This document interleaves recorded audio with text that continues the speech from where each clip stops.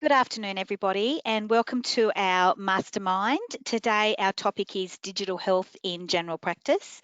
My name is Jenny Pearson. I'm the Education Officer for the New England. Before we go any further, I'd just like to acknowledge the traditional custodians on the land that we meet on today and pay respect to elders past, present and emerging. Today we have two presenters, Peter Mullen from our digital health team and Sandy Horden, who's a primary care improvement officer. And Peter's going to start first. So I'm just going to share his screen and we'll start.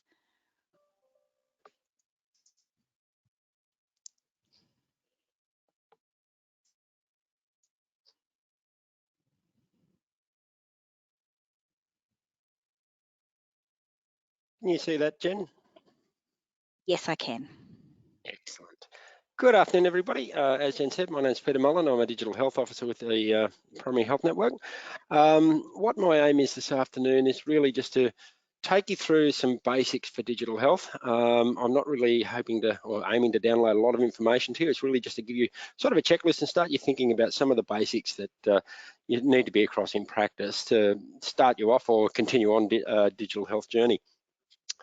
Some of what I cover today will probably be familiar to some of you, but we'll go through there. As I said, covering some digital health fundamentals. We'll also look at some prerequisites for e-prescribing and e-ordering. And then Sandy will cover off on, she'll list a digital health QI activity with you, and then we'll have some questions at the end. So starting with the basics, hardware. Just a few things to think about with your hardware. So keep your hardware up to date. Make sure you're updating your BIOS, your drivers and things like that. While your drivers will sometimes get updated through Windows updates, just make sure that they're working, because that's going to keep things like your peripherals working, your scanners, your printers, all those sort of things, and avoid those problems. So just make sure that they're updated on a regular basis. Sometimes with some of the settings or BIOS updates and things like that, you've actually got to do those through the manufacturer's updates. So just be aware of that. Often, a lot of cases, your IT people will look after that, but it's handy to know when that's happening, when it needs to happen, and to make sure they're on top of that as well. Review your hardware. Does your hardware allow your team to do what they do efficiently? Have you got the right number of printers? Have you got the right scanners? Have you got the right PCs, the right peripherals to actually make that work and allow your team to work efficiently? Do you have a hardware refresh plan? That's an important one. Hardware can be expensive, and the last thing that you need to be doing is having to replace 3 or 4 PCs in one go. If you can plan to refresh your IT over an extended period of time, that's going to make your budgeting a lot easier at practice level.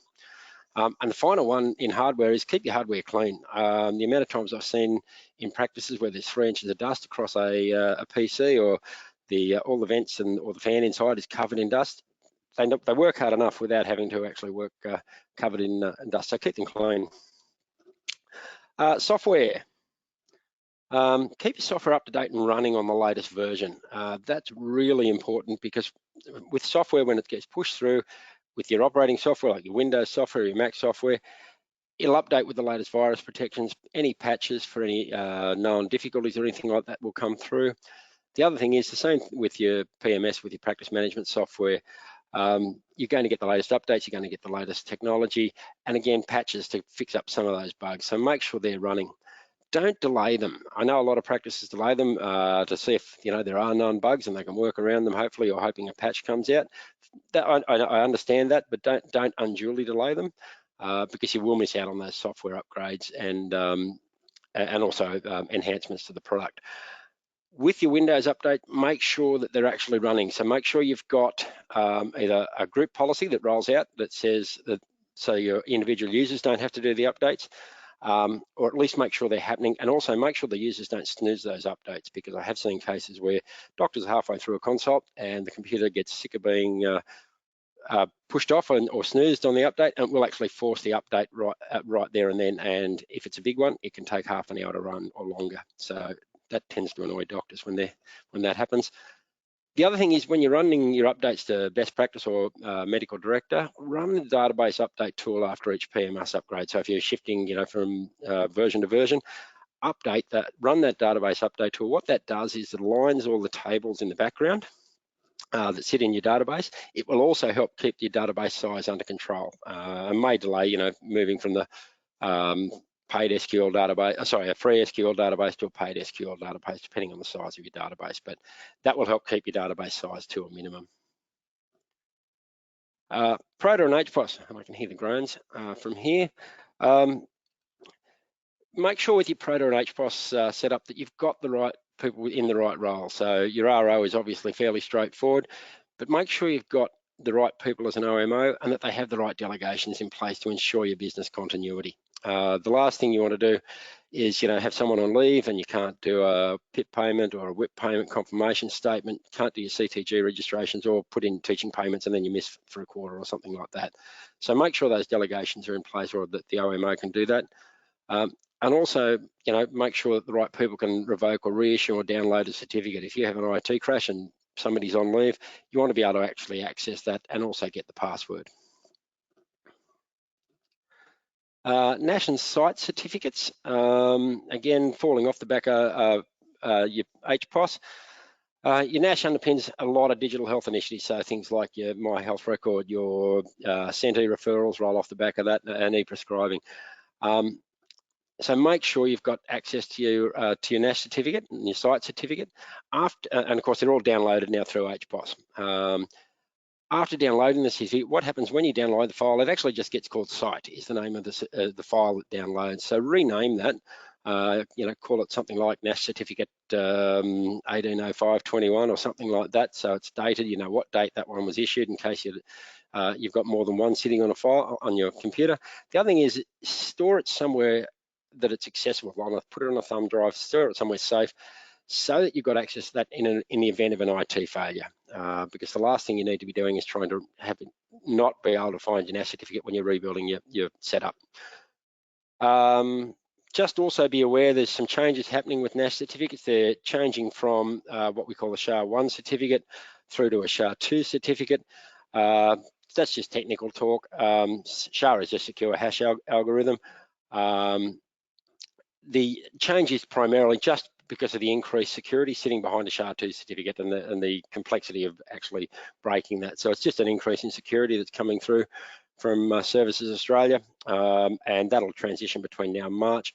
At a practice level, there's not much that you've got to know, but your software developers will all be updating their software to make sure they're SHA-2 compliant. So again, your PMSs and Cent and things like that will all need to upgrade their actual software to make sure it's compatible with SHA-2 technology.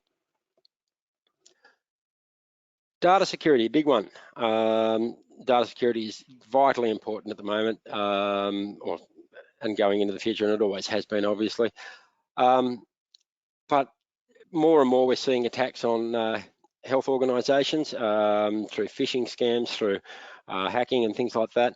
The reason for that is that your patient's data, if you've got a medical file on the black market, recently I was told that that's worth about $90 to $100, whereas something like a credit card's worth about $1.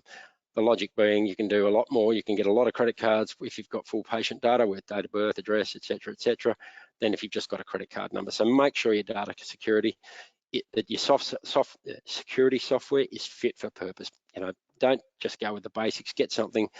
This is your practice's reputation and your patient's privacy at risk. So it's vitally important to have the right security software and have it working properly and updated regularly so that it actually is doing its job. Are your doctors using Cent referrals? I keep plugging that for some reason. Are they using Cent referrals where possible? Or to transfer data, are they using a secure messaging system? Again, data security is key, and we need to be using encrypted data transfer when we're transferring patient information. With your secure messaging, is it used to send and receive, or do you just have capacity to receive? Work out what works best for your practice. But if you've got to pay for it, it's worth the expense rather than having a data breach. What do you use email for? Don't use emails to transfer patient information where possible, unless it's fully encrypted. You are risking it. It's whose server is it going through? Is it stored locally? Is it stored on the cloud? Often you don't know depending on your email provider. So make sure that you know what's happening with your email and what's going through your email. Fax and e-faxes.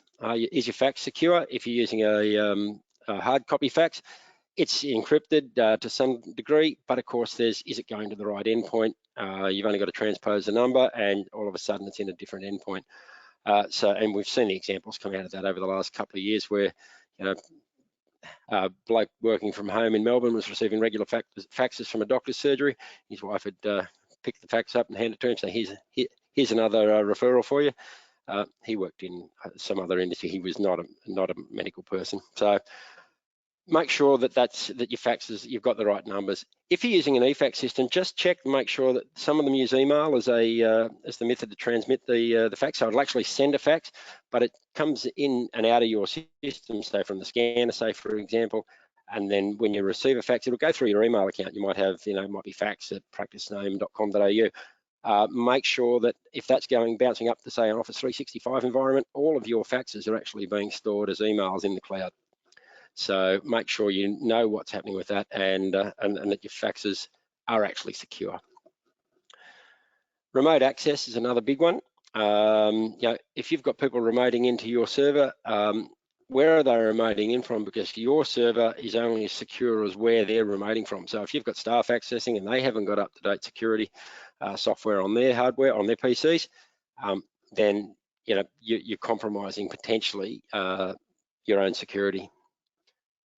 And staff, make sure they're regularly trained with updates about cybersecurity. If you can find some emails that subscribe to lists and things like that that give you some information on what are the latest phishing scams and things, you get that regularly. But also just remind them regularly. Don't click on links in emails if you don't know the sender. Don't click on the link. Go and ask somebody. Check are they expecting something? Don't just open an email with an attachment on it. I got one today that is completely fake, came into my inbox. We've got really good security, but it's here's your invoice. Make sure that you're not just opening things blindly, and if you're not sure, tell your staff to ask. User permissions. Do your user permission settings allow your staff to do their job within their job scope? Some software, for example, Ascent is one, unless the doctors have got admin rights, they can't actually use the software effectively because it can't access the database and things like that it needs to do. So make sure your user settings are up to date and allow the staff to work, but also effectively make sure on this other side, make sure if they don't need to be able to download things, that they haven't got admin rights. You don't want somebody, again, it's another way of just preventing potentially software that you don't want installed being installed on your equipment by having the permission denied if they don't have that admin user access level. Passwords, bugbear for everybody. I know we've all got 1,000 of them, but are they changed regularly? I know we hate changing passwords, but it's got to be done. It helps keep, again, your data secure. And are they complex? Don't use, password is not a password, neither is QWERTY. All of those things are really obvious, and any hacker with their site will get into your system very, very quickly. So make sure they're mix of uppercase, lowercase, random letters, and complex. Backups. With your backups, are they done daily and stored offsite? If they're not, have you investigated cloud versus an external drive? If you've got cloud, where is that cloud storage held? Is it held within Australia? External drive, great. Has it got the capacity to take what it needs to take? And then also, where's it being stored and how's it actually getting there? I've heard of practices who have left drives in cars. All of a sudden, the car's been broken into, drive disappears, and your data's potentially compromised. So make sure that they're treated with a little bit of respect if you're going to download onto an external drive, but also equally look at cloud and see where it's being stored. A secondary server. A lot of when I worked in practice, what we did, we actually upgraded our server. So we took the old server and actually set it up as a backup server. So it data backed up to that server about 15 minutes in delay. But if our primary server had fallen over, it allowed us to get back up and running very quickly by using that secondary server and just reactivating that one because the data was pretty much current on it. Speaking of your backup and your data, there's no point having it if your data recovery from backup isn't going to work. So that needs to be tested regularly to make sure you can actually recover your backup and get yourself back up and running in a reasonable amount of time. Policies and procedures. So have you got a social media policy, an email and internet policy, secure messaging and a My Health Record, eScripts, data records? All those policies are in place. That's great if you've got them, but do they actually say what you do? And does what you do match what they say? And are your staff aware of them? Make sure that staff, make it part of your induction, but again, remind them regularly about it. Let them know that things have changed. If you've updated your policy, circulate it, and let the practices know. Let your staff know about what's going on, and make sure they understand the policy. Your IT consultants and suppliers, most of you are probably using an IT supplier or a consultant. If you're doing it yourself, do you know what you don't know? At least be checking and make sure you are actually up to date with what's happening in the world. Does your IT have specific health industry knowledge? I've seen a few places where it is difficult to get someone with health IT knowledge, but if you can find an IT supplier that knows best practice, knows medical director or whatever your PMS may be, you're probably going to have a smoother journey. Do you know what they do? I've seen a lot of practices where the IT consultant comes in and the practice manager shakes their head and says, I don't know what they're doing here today, they're just doing something, and then you get an invoice. Make sure you're across it. You need to understand why your IT is doing what they're doing, and understand that what impact that can have on your practice and what information they've actually got access to as well. Do you know all your IT administrator passwords? Again, I speak to practices and I say, have you got this password? No, our IT person knows that. I've heard of IT companies where they don't actually pass the passwords on because it makes it actually harder for you to transfer your business to somebody else. At the end of the day, the IT consultant works for you, not you work for them, and you should have access to all of that information because in the event that the IT person can't turn up one day, you may need to get somebody else in, or somebody else may need to do the work and they may need access to that information. So make sure you've got that information at a practice level. Just quickly on e-prescribing, make sure all of your practitioners are registered with ERX or MediSecure, so it's an individual registration, not a practice registration, to be enabled to use eScripts. And also make sure every now and again ERX or MediSecure can fall off their profile. So a quick way to check is if they print a paper script, is it appearing, does a barcode or a QR code print on the paper scripts? And that'll let you know that they've got that ERX or MediSecure is actually linked. If you are after any more information, PHN or through Community Health Pathways, there's a link there, and Jen might send this out as part of the slides. But that gives you a link to Community Health Pathways and the e-prescribing page there, and there's some more information on e-prescribing there, or you can contact your PCIO or myself, and we can help you out there as well. E-ordering, so pathology and imaging. At the moment, it's currently available only through Australian Clinical Labs, Douglas Hanly Moir or Lavity. Lavity's only released theirs last week. I don't know any of the details on that much at the moment. We're still getting some information on that through, but those three labs are leading the race there. ACL, it's a single setup, which includes automatic upload to My Health Record. So you don't need to do any separate work with ACL to have it upload to My Health Record. Douglas Hanly Moir, they actually have a two-step process where they'll set up the e-ordering in your PMS, but then they also need to configure that so it goes up to My Health Record for uploading up to My Health Record. Imaging, I found out 2 days ago, I think it was, that IMED are actually offering e-ordering only through best practice at the moment. That will come out later through Medical Director. I believe that's going to be released imminently. But yeah, at the moment only available through best practice, and other labs are developing their offering at the moment. So just check with your providers regularly. If you've got an imaging or a pathology provider that you use on a regular basis, check with them and just see where they're up to with their e-ordering capability. Send referrals, very quickly on send referrals. The issue with attachments has been resolved. So that was released live into the environment late last week. So there was imaging problems with attaching ultrasound, so you can let your doctors know that that has actually been resolved. Living referrals will be released this Thursday. That will give GPs the ability to reopen a referral, and if there's an update to that referral, they can attach additional pathology or update their patient condition or something like that. They can also continue a referral, so in 12 months' time, they'll be able to actually continue the referral if the patient needs an extension of care. And as always, look, if you've got any questions or your doctors are experiencing any problems, if you need any support, BPAC number's there, 1-800-247-544. But also don't hesitate to contact myself or Jack Allison. Jack's the other digital health officer. We both cover the whole region, so you can contact either of us at any time. And my mobile and Jack's mobile and emails are there. So that's pretty much it from me. So I might hand over to the lovely Sandy now. Excellent.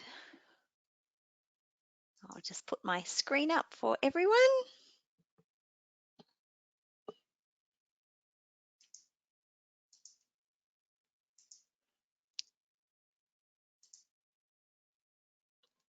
Just let me know when you can see that. So just seeing your desktop at the moment.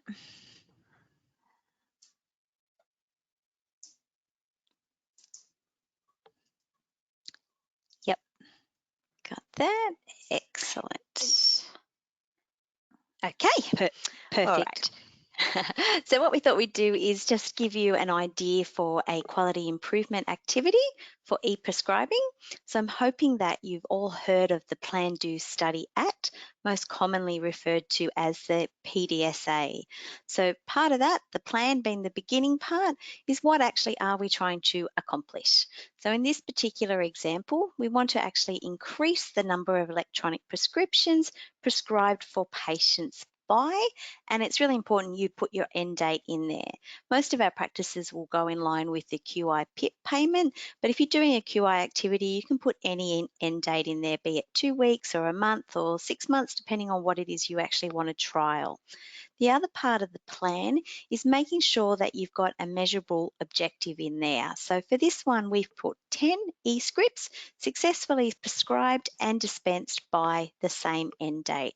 So you can put that measure in. It might be 10 for one doctor. You might split it between a couple of different doctors. They may do 5 each, or whatever that measure is. You need to put that in your plan so that you've got something to go back to once you finish this activity.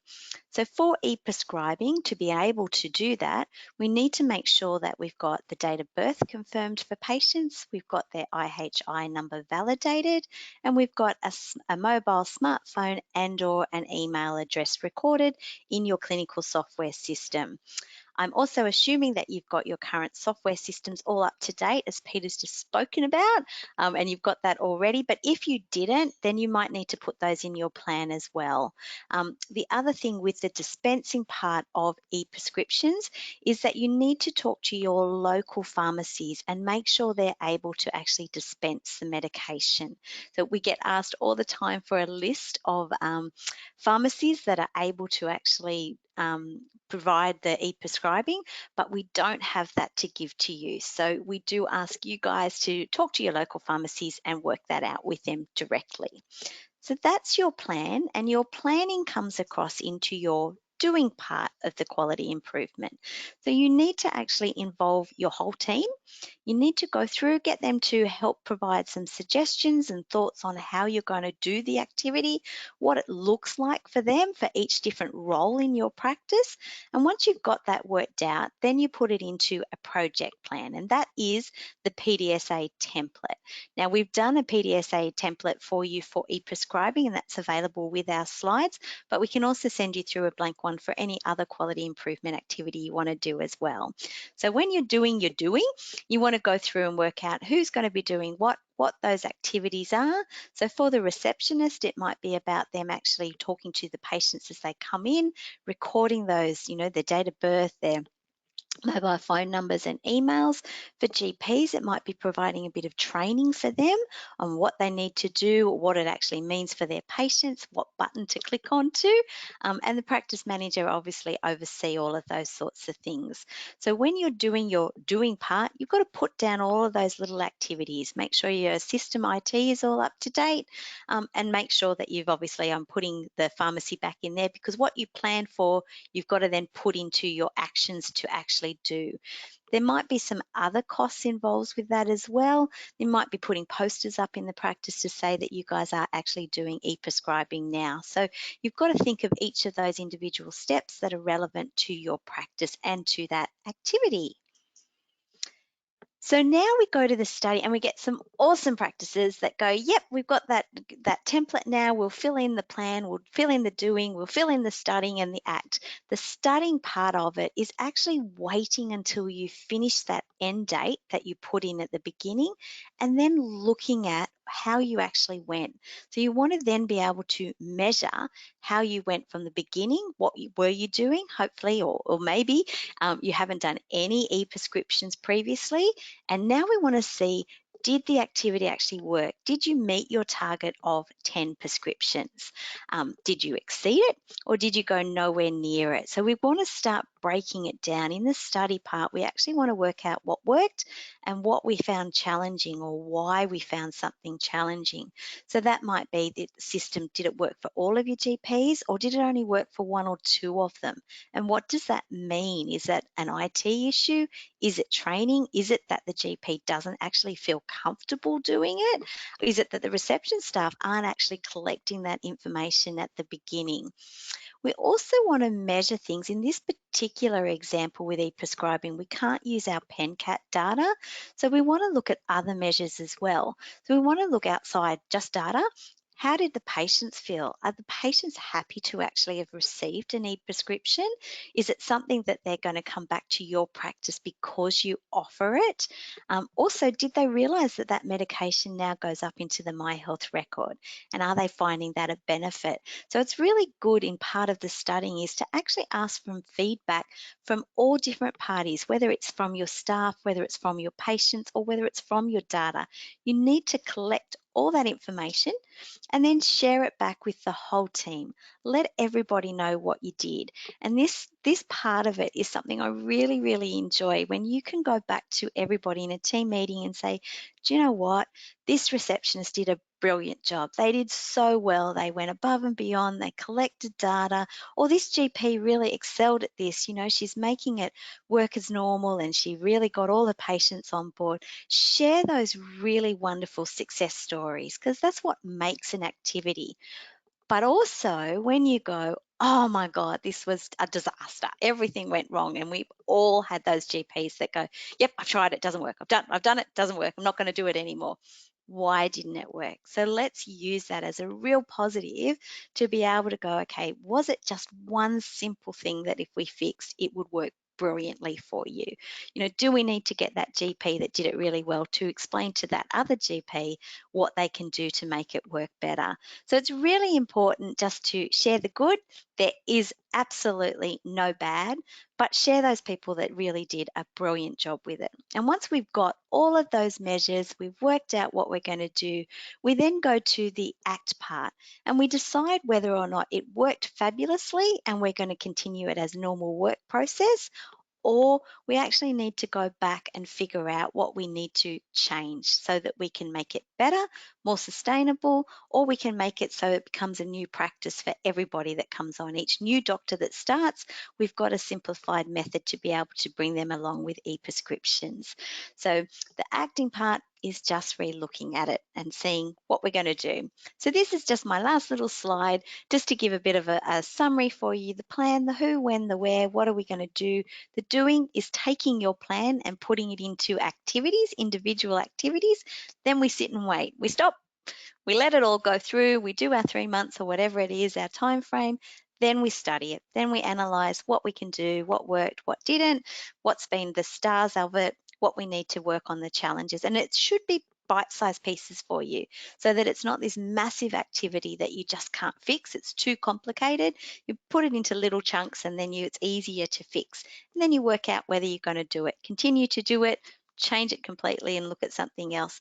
And that's what a quality improvement activity is. It's just about working out little ways to make improvements. So hopefully we've given you a bit of an example that you can use for e-prescribing, but also a bit of an overview on all quality improvement activities and what they look like. So I think if we've got time, Jen, we've time for some questions.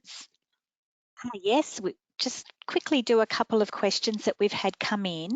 Older patients hate getting e-prescriptions. They request paper scripts. They either have no mobile phone, or they have an older model, and they get quite frustrated. Are there any suggestions that we can give these patients? I guess with that, if they don't want to do e-prescriptions, they do not have to do e-prescriptions. So the paper script will never go away. It'll always be there, and you can continue to do that with your older patients. So don't force older ones. It's up to them. But if they're really excited and they want to do it, maybe have somebody in your practice that's a champion that can sit down with them and just explain it a little bit more in depth for them.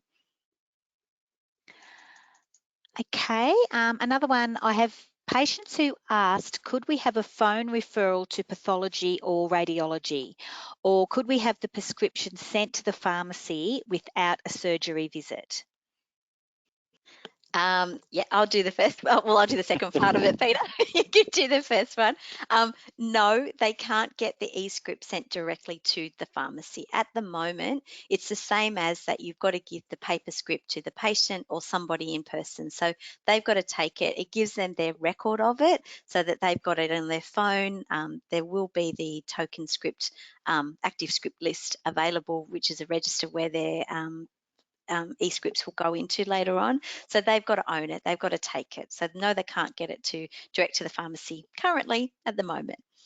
E-pathology and all that stuff. Peter, I might flick that to you.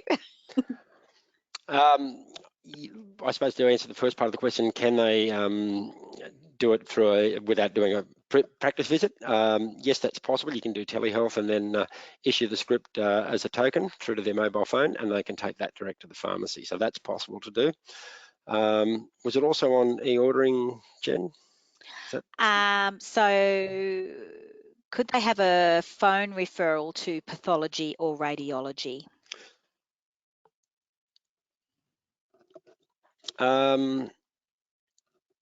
Again, with telehealth, I don't see why they couldn't. If it was an e-order going through to, say, IMED, I'm not, as I said, I've only become aware of the IMED one in the last couple of days, so I haven't had a chance to talk to IMED about that and get the full details. The bit I've seen on the website tends to indicate that there's not unlike pathology where you still get a paper copy with e-ordering. I don't know about whether you get a paper copy with the IMED ordering system at the moment, so I don't know whether that's required. I've got to look further into that. Certainly with pathology, you still need the piece of paper. The reason they still issue the paper is because the patient can go to any lab. They don't have to go, if you issue it on ACL paper, they can still go to DHM or Labadie. So what the e-ordering does, though, it does actually reduce the clinical risk, because when the patient presents, they actually scan the barcode on the paper form, and that then pre-fills all the details, so the details match exactly what was in your PMS. And there's just one more. What is the role of needing a patient's email address for e-prescribing? This encourages patients to think we want to use their email to communicate with them. And then, the concerns that you raised, Pete, about emailing information. Yep. So e-scripts can also be sent via email. The token can be sent via email, so it doesn't have to go to a mobile phone. It can be sent via email. So that's part of primarily the reason, because you've got that then two ways of getting the token to them. I think when it comes to patients get worried about getting spammed or emailed from you, I think it's important to just talk to them about how you're going to communicate with them. Make sure they're consenting. They do have to consent for all of those different communications, marketing and everything like that. So make sure you're consenting your patient. Make sure they understand why you're communicating with them. And also make sure, obviously, let them know that when it's an e-script coming through, there's no personal details in there. There's no identifiable details in there that could be compromised via email. So make sure that when you're sending things out, that all that personal information is removed from the email. There's nothing identifiable in there or that could compromise their patient file or patient data. Great. Thank you very much. Thanks everybody for attending today. Just a little reminder, we have our community of practice monthly session next Tuesday night at 7 p.m. It's on heart health. And just a little reminder that on our website, which is thephn.com.au, you can click on our education tab, and there's an education calendar for upcoming events, and there's also a resource library where we store 95% of our webinars with the slides. So I'll send you all the link tomorrow so that you can watch this again if you need to, or share it with any of your colleagues. Thanks, everybody. I'll see you all next time. Thank you. Thank you.